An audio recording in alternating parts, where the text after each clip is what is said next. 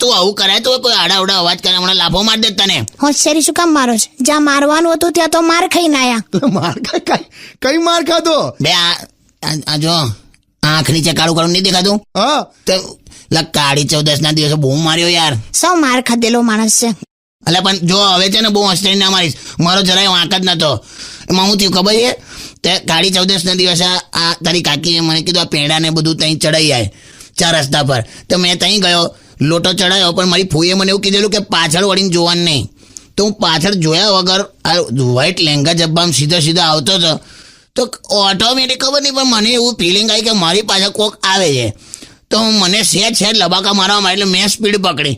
તો હું સ્પીડમાં ચાલતો હતો ને, તો મારી આગળ જેટલા 4 રસ્તા પડતા હતા ને, ત્યાં જે લોકો વિધિ કરતા હતા એ લોકોને એવું થયું કે કંઈક ભૂત આવ્યું, કંઈક આવ્યું કંઈક દોડ કરી નાખી લોકોએ. તો મેં તો એટલો બધો નાઠો, તો લોકો પણ કેટલા